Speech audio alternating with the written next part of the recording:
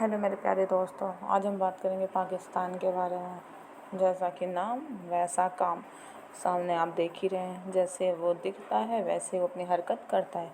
न वो कभी आज तक सुधरा है, 1947 के बाद भी नहीं सुधरा, और न वो आज सुधरने की कोशिश करता है। पर कोई बात नहीं, हम तब भी इसके बारे में जान लेते हैं कि ये और कितना गिरेगा और क्या करेगा। और इसको जानने के लिए ज़रूरी है कि थोड़ा बहुत अपने आप को भी इज्जत दें, क्योंकि ये इसे तो इज्जत देने वाली है ही नहीं। चलिए शुरू करते हैं पाकिस्तान के बारे में। आज की वीडियो हमारी पाकिस्तान के बारे में होगी। चलिए, उम्मीद है आपको समझ में भी आएगी। पाकिस्तान को लगता है कि चीन उसके साथ है, उसको पैसे रुपए दुनियादारी सब दे रहा है। बाकी का तुर्की हो गया, कतार हो गया, ये सब भी इसे साथ दे रहे हैं। लेकिन इन्हें लगता है कि इंडिया के साथ में कोई नहीं है। रसिया इंडिया के साथ, अमेरिका, इसराइल, फ्रांस, बाकी के भी, ऑस्ट्रेलिया, जापान, ये सब भी देश हमारा साथ दे रहे। इन्हें लगता है ये जीत जाएंगे। नामुमकिन है, न जीत पाए हैं आज तक, न कभी जीत पाएंगे।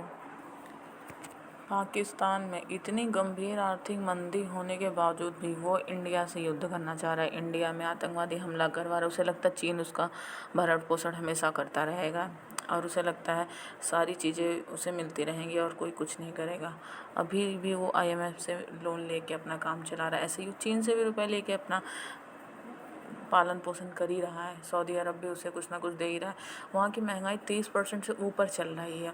डॉलर में कोई मतलब है नहीं, रुपया गिरता जा रहा है। बेरोजगारी, व्यापार घाटा पूरी तरीके से ध्वस्त है। उसके बावजूद भी उसे अपनी चीज़ों को कंट्रोल नहीं करना है। अभी भी वो हमसे और इन सारी चीज़ों में युद्ध करना चाहता है। चलिए अब हम इसके थोड़े और जानकारी को देखते हैं। राजनीतिक स्थिरता, अस्थिरता लगी रहती है इसके में। लगातार सरकारों का गिरना लगा रहता है। इमरान खान की गिरफ्तारी के बाद आपने देख ही रखा है क्या हो रहा है। सेना का हस्तक्षेप बढ़ता जा रहा है। आतंकवाद और पहले भी था, अब और चरम सीमा पे पहुंच रखा है। पाकिस्तान खुद आतंकवादी संगठनों को खुद प्रभावित कर रहा है। वो खुद ज़्यादा TTP, सेना और नागरिकों पर हमले करवाना, और उसके बाद फिर स्वतंत्रता की मांग कर रहे हैं बलूच, जो कि अपने आप को स्वतंत्र घोषित भी कर रहे हैं। पाकिस्तान में धार्मिक चरमपंथ तेज़ी से बढ़ा है, खासकर मदरसों और कट्टरपंथी संगठनों के कारण। धार्मिक अल्पसंख्यक अत्याचार को भी थोड़ा बहुत देख ही लेते हैं, जो हमेशा वो हिंदुओं, सिख, ईसाई, शिया मुसलमानों पर करते रहते हैं। आपने सुना भी है, अभी आपने पहलगाम का तो देख ही रखा है, वो क्या कर रखे हैं। पुंछ में उन्होंने क्या किया। डेली इतने समझौते होने के बावजूद भी, उन्हें समझाने के बाद भी अभी भी उन्हें समझ में नहीं आएगा। आज नहीं तो कल फिर वो वही हरकत करेंगे जो आज तक करते आए हैं, और उम्मीद है एक दिन ये सब हमेशा के लिए ख़त्म ही होने वाला है, जैसा ये कर रहे हैं। चलिए हम देख लेते हैं एक बार संघीय ढांचे इन्होंने क्या कर रखा है। अब शिक्षा और साक्षरता की समस्या यहाँ पे देखें तो साक्षरता दर केवल 60% है। ग्रामीण क्षेत्रों में लड़कियों की शिक्षा पर रोक है पूरी तरीके से। स्कूलों पर हमले करवाए रहते हैं। मदरसे प्रणाली कट्टरपंथी शिक्षा पे आरोप लगाया करते हैं। मीडिया सेंसरशिप और अभिव्यक्ति की स्वतंत्रता का हनन हर दिन हो रहा है। न्यायपालिका और मानवाधिकार संकट में पड़ा है। जनसंख्या विस्फोट और संसाधनों की कमी आए दिन होती जा रही है। उसके बावजूद भी चलिए, इन्होंने जो भी इतना सब कुछ रच रखा है, इसके बाद हम इनके थोड़ा इतिहास में चलते हैं, इनके इतिहास को समझने की कोशिश करते हैं। चलिए हम इनकी भौगोलिक स्थिति को देखते हैं। इनकी राजधानी इस्लामाबाद, प्रमुख शहर कराची, लाहौर, पेशावर, रावलपिंडी, क्वेटा। पड़ोसी देश भारत, अफगानिस्तान, ईरान, चीन। इनकी सीमा देखते हैं किससे कितना साझा होता है। भारत से 3,323 किलोमीटर, चीन से 523 किलोमीटर। उसके बाद अफगानिस्तान से ड्यूरंड रेखा के द्वारा, ईरान से पश्चिम में तटीय क्षेत्र, अरब सागर से कराची और ग्वादर बंदरगाह। ऐतिहासिक पृष्ठभूमि को थोड़ा बहुत समझने की कोशिश करते। पाकिस्तान की स्थापना आप जानते हैं 14 अगस्त 1947 को मुस्लिम लीग और मोहम्मद अली जिन्ना के द्वारा करवाया गया था। भारत में अलग होने का आधार सिर्फ मुस्लिम और उसके अलावा कुछ नहीं था। इनको शुरू में इन्होंने पश्चिमी पाकिस्तान और पूर्वी पाकिस्तान को बंटवा दिया था, लेकिन अब वो सिर्फ पाकिस्तान रह गया। जो पूर्वी पाकिस्तान है वो 1971 में अलग होकर बांग्लादेश बन गया था। आपको ये सब पता ही होगा। फिर भी हम राजनीतिक व्यवस्था को देखते हैं। शासन प्रणाली वहाँ पे संसदीय लोकतंत्र, लेकिन सेना गहरा प्रभाव रखा रहता है हमेशा ही। राष्ट्रपति राष्ट्र प्रमुख प्रमुख कब औपचारिक तरीके से कौन हो जाएगा किसी को पता ही नहीं चलता। प्रधानमंत्री कार्यकारी प्रमुख होता है वहाँ का।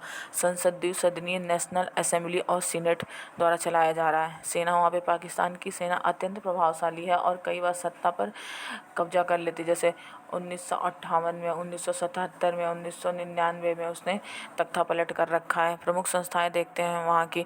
ICI, inter services intelligence, Pakistan की खुफिया एजेंसी, कई बार भारत में आतंकवाद फैलाने के आरोप में हमेशा चर्चा में रही है। उनका एक ही काम ही रह गया, सिर्फ भारत के पीछे पड़ना और आतंकवादी हमले करवाना और चीज़ों को बढ़ाना। जमात उद दावा, लश्कर-ए तैयबा जैसे मोहम्मद आतंकवादी संगठन जो पाकिस्तान में सक्रिय थे, जिसमें से कई ध्वस्त भी हुए हैं। कट्टरपंथी धार्मिक राजनीति, पाकिस्तान में धर्म को राजनीतिक और शिक्षा पे बड़ा प्रभाव है और दिखता भी है, उनके लिए धर्म सर्वोपरि है। मुद्रा पाकिस्तानी रुपया चलता है वहाँ पे। प्रमुख उद्योग कपड़ा, कृषि, खेल, सामान और IT पे थोड़ा बहुत है ध्यान उन्होंने दिया है। समस्याएं देखते हैं, विदेशी कर्ज में हमेशा डूबे रहते हैं, महंगाई सर्वोपरि है, बेरोजगारी देखने को मिलती है 60% जब साक्षरता दर है। राजनीतिक अस्थिरता हमेशा बनी रहती है। IMF पे निर्भरता हमेशा बनी रहती है। अभी भी उन्होंने $1 मिलियन का जाके लोन ले रखा है। सामाजिक और सांस्कृतिक स्थिति को समझने की कोशिश करते हैं। धर्म इस्लाम, 97% मुस्लिम, शिया और सुन्नी, अल्पसंख्यक हिंदू और ईसाई। भाषा वहाँ पे उर्दू, पंजाबी, सिंधी और बलूची और पश्तो। बलूचिस्तान अपने आप को अलग स्वतंत्र बना रहा है। शिक्षा साक्षरता दर आपको मैंने समझा ही दिया। उसके बाद भारत के संबंध को देखते हैं। हमेशा कश्मीर मुद्दा सबसे बड़ा विवाद में उनके लिए रहा है और आज भी वो कश्मीर के लिए ही लड़ते आए हैं। जो भी वो कर रहे हैं कश्मीर के अलावा वो कहीं आना जाना नहीं चाहते, उन्हें बस कश्मीर चाहिए और जो उन्हें कभी मिलने वाला नहीं है।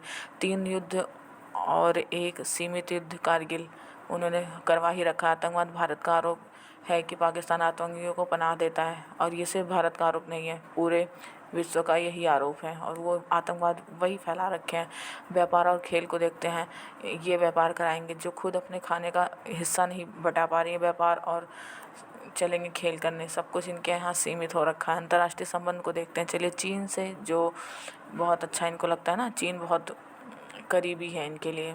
चीन पाकिस्तान आर्थिक गलियारा भी शेयर है इनका। अमेरिका पहले सहयोगी था, अब दूरी है। आतंकवाद और अफगानिस्तान के मुद्दों पर उलझाव के कारण सऊदी अरब खाड़ी देश आर्थिक मदद के स्रोत हैं इनके लिए। भारत शत्रुता और सीमित संवाद हमेशा से रहा है और अब जो इन्होंने इस बार काम किया उसके बाद तो मुझे नहीं लगता कि इनसे ढंग से बात भी करनी चाहिए। सारी चीज़ों से इनको बाइकआउट कर दो। हैं ये इंडिया से दूर, इनको इंडिया से दूर ही रखो। ये मैप में दिखाई देते हैं, बस ये मैप में दिखे, हमसे दूर रहे, हम इनसे दूर रखें। कोई संबंध रखने से कोई फ़ायदा नहीं है क्योंकि ये कभी ना सुधरे हैं ना कभी सुधरेंगे। हमें बस अपने देश के लिए शांति का परिचय देना चाहिए ताकि हम अपनी सुरक्षा और अपनी शांति को बनाए रखें। बाकी हमें इनसे कोई मतलब नहीं है कि क्या करना चाहते हैं। ये अपनी जगह खुश रहें, हम अपनी जगह खुश रहें। ना ये हमसे लड़ने आए, ना हमें इनसे लड़ने की ज़रूरत है। इनका प्रमुख विवाद सिर्फ रहता है कश्मीर विवाद, जो आपने अभी देखा। सीमा आतंकवाद और घुसपैठ हमेशा लगाए रहते हैं। सियाचिन ग्लेशियर विवाद में हमेशा ये अड़ंगा डाला रहेंगे। सिंधु जल संधि जो कि अभी रोका गया था, आपको पता है। उसके बाद ये मसूद अजहर जैसे आतंकी समूहों को लेकर मतभेद पैदा करते हैं, जो कि अभी आपने देख रखा है। उसके बाद द्विपक्षीय व्यापार थोड़ा समझ लेते हैं। व्यापारिक संबंध बहुत सीमित है कई तरीके से। भारत में पाकिस्तान को मोस्ट फेवर्ड नेशन का दर्जा नहीं दिया, ठीक है। पाकिस्तान ने भी भारत के कई व्यापारिक प्रतिबंध लगाए हैं। वर्तमान स्थिति देखते हैं, संबंध लगभग ठंडे हैं, ख़राब है, बंद हो जाने चाहिए। संवाद भी इनका बंद ही है। सीमा पर तनाव हमेशा ही रहा है और हमेशा ही जैसी इनकी हरकत है ना वैसे ही रहेगी। वीज़ा प्रतिबंधित किया गया है, क्रिकेट संबंध को बंद किया गया है। ऐसे ही धीरे धीरे व्यापार को भी संबंधित कर दिया जाएगा हर तरीके से।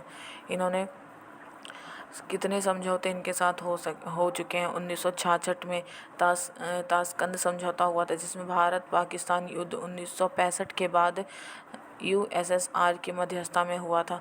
शिमला समझौता जो कि 1972 में हुआ, युद्ध बंदी और द्विपक्षीय बातचीत का वादा किया गया था। कोई वादा काम आया इनका। उसके बाद लाहौर घोषणा पत्र 1999 में वाजपेयी नवाज शरीफ द्वारा शांति की कोशिश, लेकिन कारगिल युद्ध से ध्वस्त हुआ। उसके बाद आगरा सम्मेलन 2001 में राष्ट्रपति परवेज मुशर्रफ भारत आए, लेकिन कोई ठोस परिणाम नहीं निकला। करतारपुर कॉरिडोर 2019 से सिख श्रद्धालुओं के लिए धार्मिक गलियारा खोला गया। फिर भी इन्होंने क्या ही कर रखा है। प्रमुख युद्ध को देख लेते हैं जो इनके साथ हुआ है और जो अभी होते होते रुका है, सब देखते हैं। 1947 से 48 में पहला युद्ध इनके बीच हुआ था, जम्मू कश्मीर को लेकर हुआ। भारत ने राजा हरि सिंह के विलय पत्र के आधार पर सैन्य कार्यवाही की थी। 1965 में दूसरा युद्ध हुआ था, कश्मीर मुद्दे पर फिर से लड़ाई हुई। ताशकंद समझौते के बाद युद्ध रुका। 1971 में तीसरा युद्ध हुआ था, पूर्वी पाकिस्तान जो कि अब बांग्लादेश है की मुक्ति के लिए भारत ने हस्तक्षेप किया। पाकिस्तान को करारी हार मिली। 1999 कारगिल युद्ध, पाकिस्तानी सैनिकों और घुसपैठियों ने LOC पार कर भारतीय क्षेत्र में कब्जा किया। भारत ने सफलतापूर्वक वापस लिया। उसके बाद हम देखते हैं थोड़ा बहुत अभी जो आजकल में जो चल रही थोड़ी बहुत चीज़ों को समझने की कोशिश करते हैं कि ये कश्मीर के बारे में ही क्यों हर बार पीछे लगे रहते हैं, क्योंकि इनको लगता है कि कश्मीर को धोखे से विलय कर रखा है या फिर अपने पास रखे हैं, और इसी वजह से ये हमेशा इस चीज़ में उलझे रहते हैं। कश्मीर को ये भारत का हिस्सा नहीं, अपना हिस्सा बनाना चाहते हैं, दूसरे पाकिस्तान पे कब्जा करना चाहते हैं। जैसे ये गिलगिट हो गया, बल्टिस्तान हो गया, चीन के पास कुछ भी भाग अक्साई चीन है भी उनके पास रखा था। इनका प्रमुख कारण क्या, आतंकवाद और क्रॉस बॉर्डर टेररिज्म को बढ़ावा देना। भारत आरोप लगाता है पाकिस्तान उसकी धरती पर आतंकी गतिविधियों का समर्थन देता है, खासकर जम्मू कश्मीर में, और अब तो कर ही रहा है। 2001 में भारतीय संसद पर हमला करवाया। उसके बाद 2008 में मुंबई हमले का 26/11 करवाया। उसके बाद भी किसी की आंख क्या खुलना, उसे रुकना नहीं है। उसके बाद 2016 में उरी हमला हुआ, 2019 में पुलवामा हमला, उसके बाद अभी पहलगाम, पुंछ, उसके बाद इनका सिंधु जल को देखते हैं। 1960 में भारत और पाकिस्तान के बीच विश्व बैंक की मध्यस्थता से यह संधि हुई थी।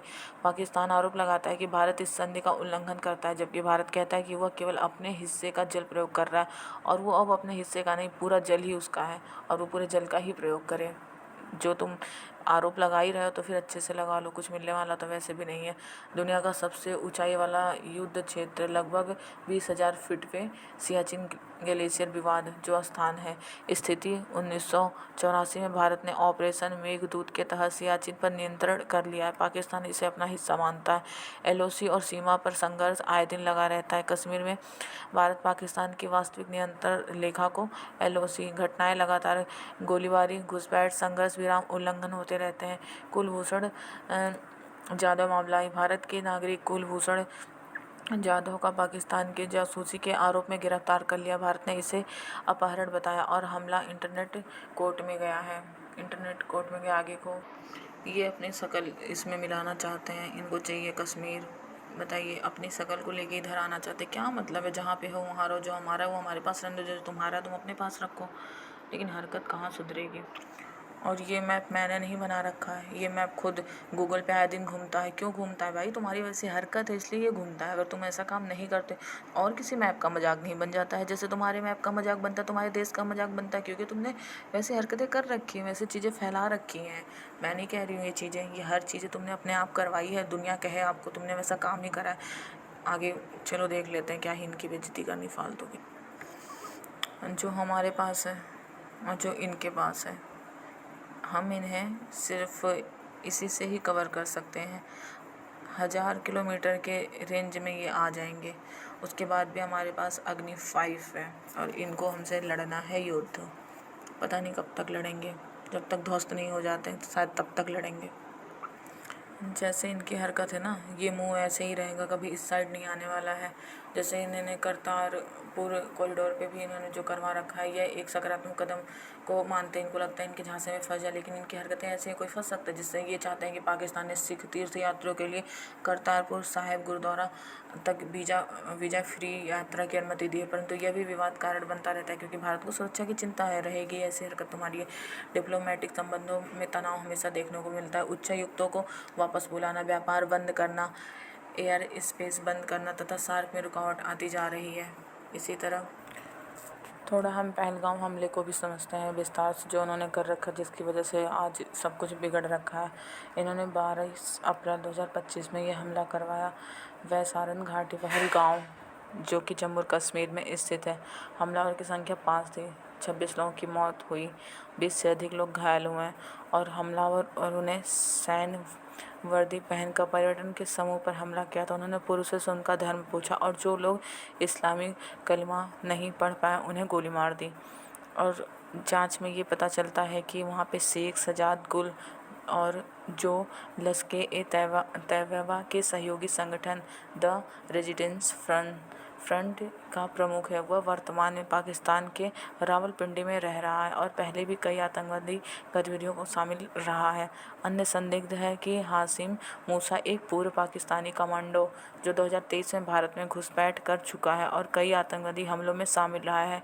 पुलिस द्वारा जारी पोस्टर में जम्मू कश्मीर पुलिस ने 3 संदिग्ध फोटो जारी किए और उनकी गिरफ्तार के लिए 20 लाख का इनाम भी घोषित किया था। अंतर्राष्ट्रीय और राजनीतिक प्रतिक्रिया पे भारत का कदम ये रहा कि भारत ने TRF का संयुक्त राष्ट्र संघ सुरक्षा परिषद की 1267 प्रतिबंध सूची में शामिल कराने का प्रस्ताव रखा। भारत पाकिस्तान संबंध हमले के बाद भारत ने पाकिस्तान पर आतंकवाद का समर्थन करने का आरोप लगाया, जिससे दोनों देश में बीच में तनाव इस हद तक बढ़ चुका था। स्थानीय सहायता देखते हमले के दौरान कई स्थानीय कश्मीरियों ने अपनी जान जोखिम में डालकर पर्यटकों की मदद करी थी।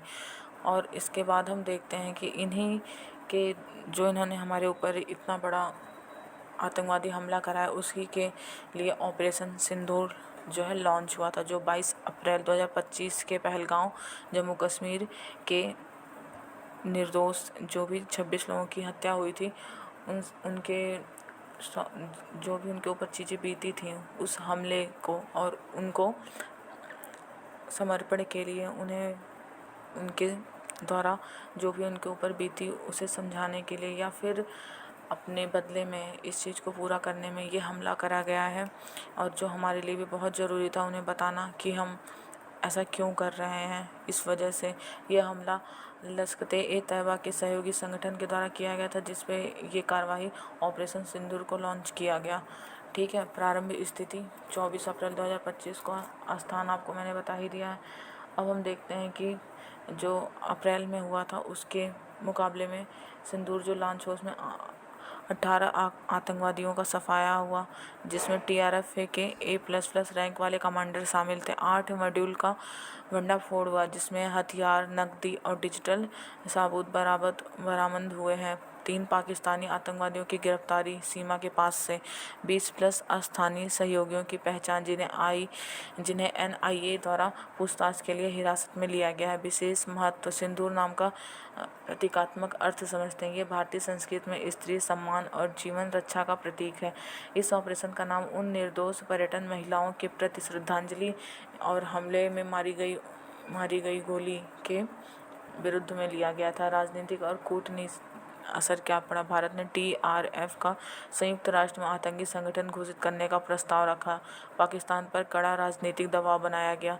संयुक्त राष्ट्र में कई देशों ने भारत की सुरक्षा कार्यवाही को आत्मरक्षा का अधिकार बनाया। इस तरह से जो भी विवाद है उन्हें हमने समझ लिया है और उम्मीद है आपको समझ में आ जाएगा। बहुत सारे युद्ध, बहुत सारी चीज़ों उनके 9 ठिकानों को भी ध्वस्त किया गया। उन्होंने भी हमारे यहाँ 15 जो है ड्रोन हमले करवाए, जिसे S-400 के द्वारा जो है ध्वस्त कर दिया गया। वो मैंने आपको इसके पहले वाले वीडियो में विस्तार से समझाया था। उम्मीद है आपको समझ में आएगा। अगर आपको अच्छा लगता है तो लाइक, सब्सक्राइब और शेयर भी कर सकते हैं अगर आप चाहें तो। और उम्मीद है आपको समझ में आ रहा होगा, आपको पसंद आ रहा होगा। इसी को हम अगले वीडियो में भी कवर करने की कोशिश करेंगे, अगले टॉपिक को।